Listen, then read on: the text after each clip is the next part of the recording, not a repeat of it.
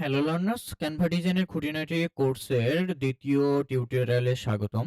আজকে আমরা যেটা দেখব, আজকে আমরা দেখব হচ্ছে কিভাবে একটা ডিজাইনের যেকোনো ডিজাইনের জন্য সাইজ নির্বাচন করতে পারি এবং একটা ডিজাইনকে ডাউনলোড করতে পারি। তো এর জন্য আমরা চলে যাব ক্যানভার যে হোম পেজ আছে, ক্যানভাতে চলে আসলাম। ক্যানভাতে আসার পর আপনারা দেখতে পাচ্ছেন এখানে অনেক ডিজাইন করা আছে। তো আমরা একটা নতুন ডিজাইনের জন্য নিব। তো আপনারা লক্ষ্য করলে দেখবেন যে এখানে বেশ কিছু নাম দেওয়া আছে, যেমন presentation, social media, video, docs, white board, sheet, আরো অনেক কিছু। তারপর এখানে একটা আছে কি কাস্টম সাইজ এবং একটা আপলোড আর একটা মোর অপশন। তা আমরা এখান থেকে যেটা করতে পারি, এখান থেকে এই যে এখানে টেমপ্লেট সেকশন আছে, টেমপ্লেট সেকশন থেকে আমি কি করতে চাই, আমি একটা লোগো বানাতে চাই। তো লোগোর সাইজ তো আমরা অনেকেই জানি যে 500 বাই 500 নিলে হয়ে যায়। তবে যারা জানি না তারা কি করতে পারি, হ্যাঁ লোগো আসলাম, লোগো আসার পর সার্চ দিলাম লোগো। লোগোটা কি হইতে পারে, ধরেন স্পেসিফিক ট্রাভেল লোগো লিখে সার্চ করলাম, তাহলে ট্রাভেল এজেন্সির যে লোগোগুলা থাকবে সেগুলা।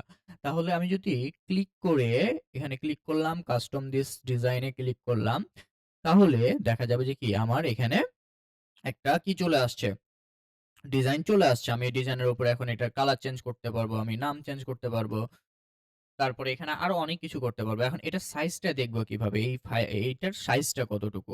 এটার জন্য সাইজ দেখার জন্য এই যে ফাইল সাইজের উপরে ক্লিক করব, তাহলে দেখতে পারবো এখানে কি 500 পিএক্স মানে পিক্সেল, 500 পিক্সেল বাই 500 পিক্সেল লেখা আছে এখানে। তার মানে এটার সাইজটা হচ্ছে 500 পিক্সেল বাই 500 পিক্সেল। এইভাবে একভাবে আমরা সাইজ নিতে পারি। আরেকটা কি সাইজ নিতে পারি, আমরা কোনো টেমপ্লেট নিব না, আমরা যেকোনো টেমপ্লেটে সার্চ দিয়ে তো নিতে পারতেছি। আমরা চাচ্ছি কাস্টম ভাবে নিতে। তার জন্য ডিজাইনে চলে যাব। ডিজাইনে যাওয়ার পর আমি ব্যাকে যাচ্ছি। এখান থেকে যে হোম সেকশন আবার ক্লিক করব। ক্লিক করার পর এই যে কাস্টম সাইজে এসে যদি আমি এখান থেকে 500 এবং 500 দিই, হাইট 500, উইথ 500 এবং হাইট 500 দিয়ে পিক্সেল সিলেক্ট করলাম। এখানে পিক্সেল বাদেও ইঞ্চি আছে, মিলিমিটার আছে, সেন্টিমিটার আছে। তো আমরা অলওয়েজ ডিজাইনের ক্ষেত্রে পিক্সেল রাখবো। তারপরে ক্রিয়েট নিউ ডিজাইন দিব। দেখেন 500 বাই 500 লেখাতে কিছু সাইজ চলে আসছে, লোগো সাইজ আসছে, অ্যানিমেটেড লোগো সাইজ আসছে, তারপরে ইটসি শপ আইকন আসছে, মানে এরকম অনেক কিছুই শপের যে আইকন গুলো হয়ে থাকে। তাহলে আমরা এখান থেকে এটাতে ক্লিক করলে হয়ে যায়। আবার ক্রিয়েট নিউ ডিজাইনে যদি ক্লিক করি তাহলেও কিন্তু আমাদের কাছে এখানে চলে আসবে একটা লোগো সাইজের জন্য। এই যে 500 বাই 500, আমি যদি ফাইল সাইজে যাই দেখবেন 500 বাই 500 চলে আসছে ফাইল সাইজ।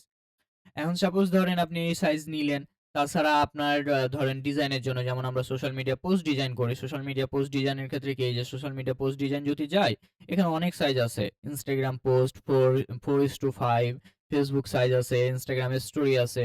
তো ম্যাক্সিমাম টাইমই যেটা হয়ে থাকে, আমরা 1080 বাই 1080 তে ডিজাইন করি। যেমন আমি এখানে যদি একটু যাই দেখাই আপনাদেরকে, এখানে অনেক সাইজ দেখতে পারবেন। তো এখান থেকে যেটা ইনস্টাগ্রামের স্কোয়ার সাইজ, এই যে এই সাইজটাই ম্যাক্সিমাম টাইম ইউজ হয়ে থাকে। এটার সাইজটা হচ্ছে 1080 বাই 1080।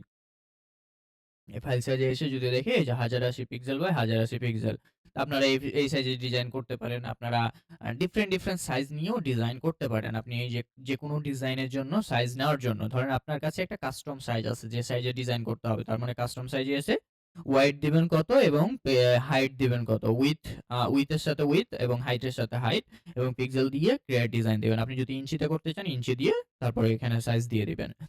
আর বাকিগুলো এখানে এই যে প্রেজেন্টেশনের জন্য যে সাইজগুলো হয়ে থাকে, এই যে এখানে 16:9 যে সাইজটা, এটাই তো প্রেজেন্টেশনের জন্য হয়ে থাকে, যেটা ইয়ে মানে ইউটিউব সাইজ। তো সেখান থেকে করতে পারেন। সোশ্যাল মিডিয়ার ক্ষেত্রে সোশ্যাল মিডিয়ার বিভিন্ন সাইজ আছে সেগুলা। যেমন এই যে এখানে যদি কভার ফটো ডিজাইন করেন সেক্ষেত্রে ইনস্টাগ্রামের স্টোরির জন্য, ফেসবুক পোস্টের জন্য, লিঙ্কডইন আছে, ইউটিউব আছে, এগুলো সব যেহেতু সোশ্যাল মিডিয়ার আন্ডারে পড়ে এখানে এগুলা বলা আছে। এখন সাপোজ ধরেন আপনি এখান থেকে একটা ডিজাইন করে ফেলছেন। ধরেন এই যে এই লোগোটার কথা বলি, লোগোটা আপনার করা কমপ্লিট, এখন কাস্টমাইজ করে ফেলছেন। ধরেন আপনার এভাবে আম করে ফেলছেন সবকিছু। আমি এখানে এসএস ঠিক আছে, আমার কমপ্লিট। এখন আমি এটাকে ডাউনলোড করব। ডাউনলোড করার জন্য যেটা করব, ডাউনলোড করার জন্য আমরা এখান থেকে এই যে শেয়ার অপশন আছে, তারপরে ডাউনলোড ক্লিক করব। তারপরে হচ্ছে এই যে দেখেন, আমার এখানে প্রিমিয়াম, যেহেতু আমি প্রিমিয়াম অ্যাকাউন্ট ইউজ করতেছি, আমার এখানে চাইলে এগুলা বাড়াতে পারছি। কিন্তু আপনার ক্ষেত্রে যদি প্রিমিয়াম না হয় তাহলে আপনি এগুলা কিন্তু বাড়াইতে পারবেন না। তাহলে আমি এটা বাড়াই নিলাম, তার মানে আরো এইচডি ক্লিয়ার হবে, ফুল এইচডি। পিএনজি তে রাখলাম, তারপরে এই যেখান থেকে ডাউনলোড করে নিলাম। তো ডাউনলোডের অনেকগুলাই বিষয় আছে। ডাউনলোডের বিষয়টা আমরা পরবর্তীতে আরেকটা ভিডিও করব। কি করলে যে ট্রান্সপারেন্ট ব্যাকগ্রাউন্ড, তো এগুলা এখন বাদ দিই। এভাবে আমরা ডাউনলোড করে এই যে যেমন আমাদের এটা ডাউনলোড হয়ে গেছে দেখতে পারতেছি। তো আজকের ভিডিওতে আমরা সাইজ এক্সপ্লেইন করলাম এবং হচ্ছে কিভাবে ডাউনলোড করতে পারি। পরবর্তী ভিডিওতে আবার দেখা হবে। আজকের মতো আল্লাহ হাফেজ।